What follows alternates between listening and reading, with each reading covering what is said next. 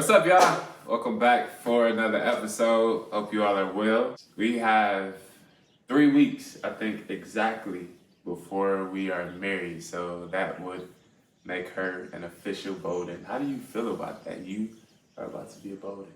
I feel like I have definitely earned my name.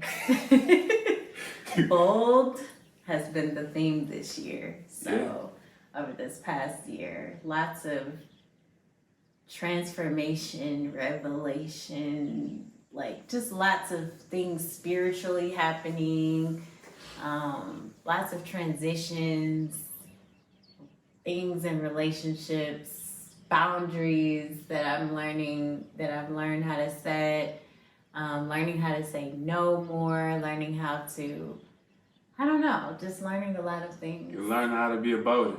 Learning how to be a Bolden. Welcome. welcome. Well, good. We have a good conversation today, and it was surprising to me because she disagrees with me. You disagree with me sometimes?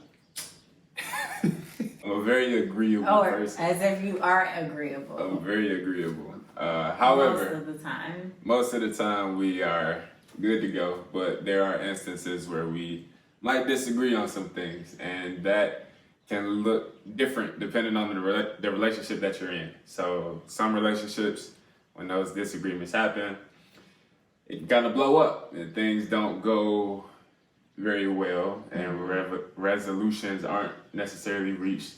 And other relationships, you can kind of talk it out. Maybe it's a little bit more strategy involved. So we're going to dig into that to figure out how we disagree in our relationship, because I think, especially on social media in 2023, when it's a couple putting out content to everybody, we get to choose what we share. And a lot of times that looks like it is just kosher. Everything is sunshine, rainbows, and just beautiful all the time. And that just ain't true. So we'll dig into that today. So how do we disagree? Well, I think we should start by, and this ties in with why we are in the setting that we're in now. You want to give... Just to give a little context, Rob and I are in the process of, we're getting married in 3 weeks, so we're in the process of like transitioning and combining our households. He sold all his furniture. I've sold like pretty much some of my main furniture, just so we can kind of like, with him moving in, like we can do a refresh and like get some new things going, get a new bed, a new couch. So I just sold my couch, so we do not have a couch. That's why this video may be a little bit more echoey than normal. Yes. So, and we sold my futon that we used to do most of the videos on in the office. So the office furniture, the desk, everything is gone. So we'll get more into that like in another video, but that'll be cool for you guys just because we're starting early and you'll get to see the transition of how things start to play out. So stay along for the ride. So during that like selling process of furniture, Rob took over that. He put all the furniture on Marketplace. His furniture he sold, and I was like, babe, you can just put my furniture on Marketplace. I don't want to deal with it. Like you can take that over. And so we had some disagreements on how he handled, some everything was kosher to begin. At the beginning of the process, I had a little routine going. I had already sold a few items. She had seen me sell these items. She was just not even asking questions. She just asked, is it sold? I would say yes, and that was the end of it. Yeah. So how did that change? So basically there was a situation that happened where someone was really interested in my couch, and came over to the house, and she was like, okay, I'm gonna have my friend come and pick it up. I had to go take a phone call. I was on the phone, and Rob is like, but the girl's friend gets here, they're moving out the couch.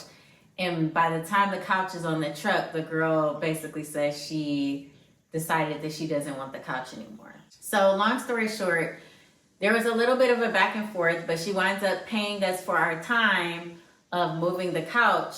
But I realized afterwards that there should have been payment before, or in my eyes, there should have been payment before anything was moved.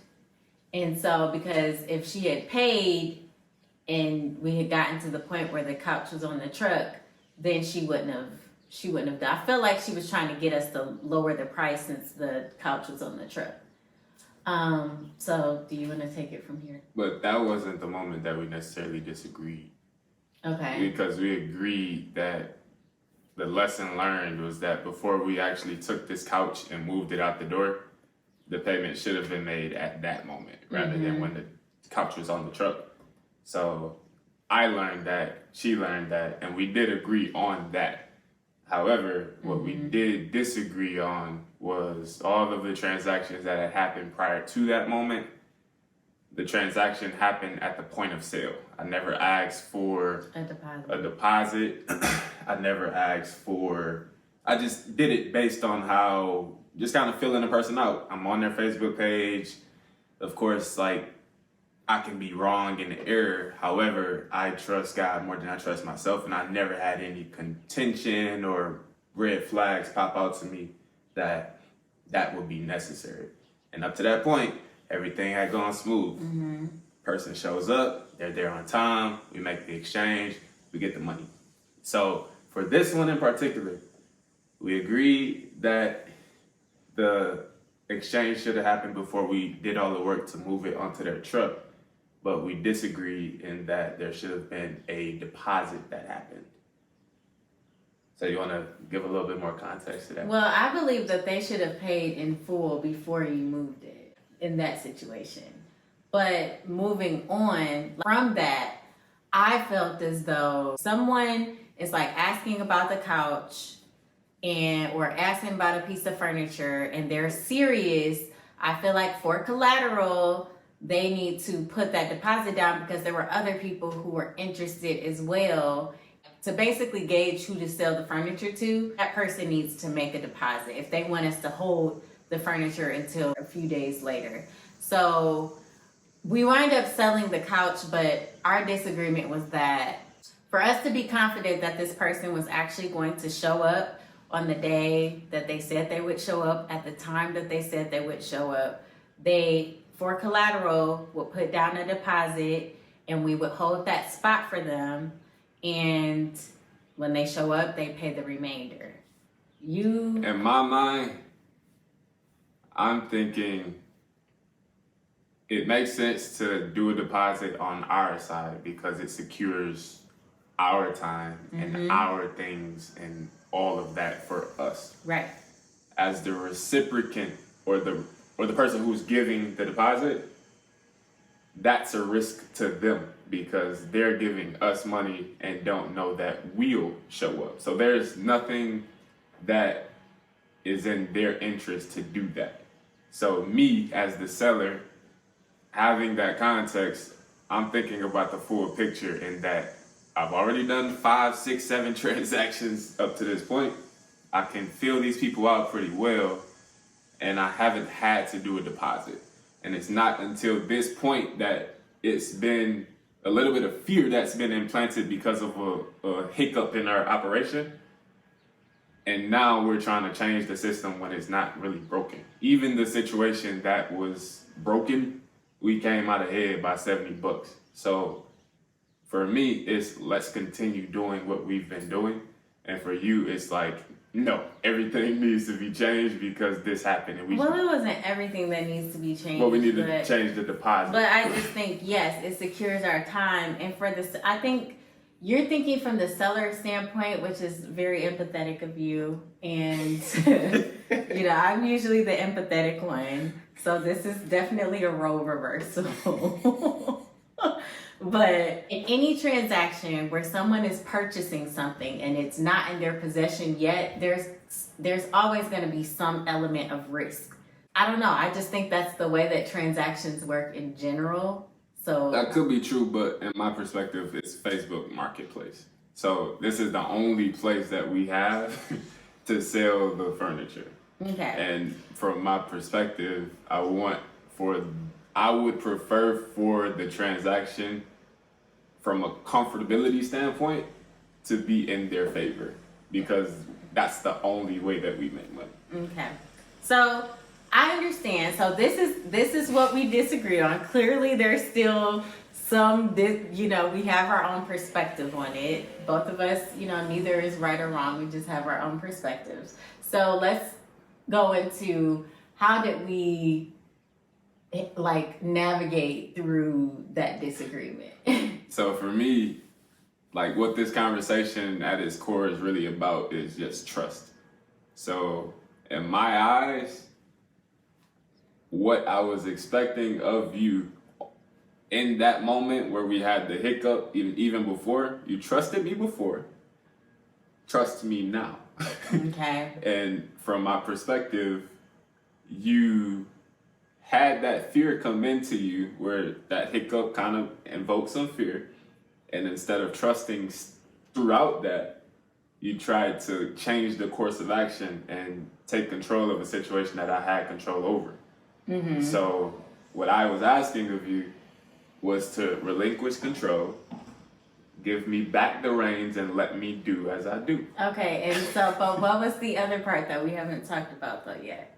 Was you were also being very Oh, in my communication? Your communication wasn't completely open, because when I trusted you, you didn't really have to give me all the details. But then once the hiccup happened, now I want some more details, because... And I'm not good at giving details. Yeah. I because there were no questions before, and things were going well. All was well in the land. Mm-hmm. And now you got all these questions, and I'm having to explain, and you don't have all the context. You aren't talking to them. You don't know how long it takes for them to respond. You don't know how interested they are. It's a lot that you're missing, right, that you're not gonna get until you're reading the messages and putting all of that together for yourself. So for me to articulate that is wasting time in my mind, because I can be talking to whoever I need to be talking to instead of trying to explain to you why I'm doing what I'm doing. So again, it's a thing of trust, where there are some things where in our relationship, you're going to have to trust me to go left. And I'm not going to be able to explain it all the time. And if I can, I have to do a better job at articulating those things and being patient enough to articulate those things. Right, and that was that part. Yeah. So there are times where we're going right, and we do have time, and I can articulate, and I should be willing to do those things as well. It's something on both ends. I think what helps is that we say, look, this is how I'm feeling. This is why I'm feeling this way. Yeah. And this is what I need from you in order for us to really be in sync in this. In order for us to be in sync in these situations. So that was more so where I was coming from, because I have no problem with giving relinquishing control to you, because I trust you. But it's when there's something that happens and it's okay, I need some more context. I need details on why this, what happened and why it happened the way it did, and how can we prevent this from, and of course things aren't gonna go that way, but in order for me to kind of get back into, okay, we're on the same page, I understand, right, whatever. So in the grand scheme of things, we never took a deposit. The couch is gone, the futon's gone, everything's gone except for a couple items. The desk is gone. And even those stories, how the last item that we sold, which was the couch and the desk, when that happened, the guy was supposed to show up at 2. And he works by traveling around a lot. So they said that they would be here at 2, and 2 o'clock comes around and she's looking at me where are they? Kind of with a side eye. And I'm oh God, here we go again. Just come through for me. I ain't had no contention, nothing like that. Everything was good. Don't let this be the one thing.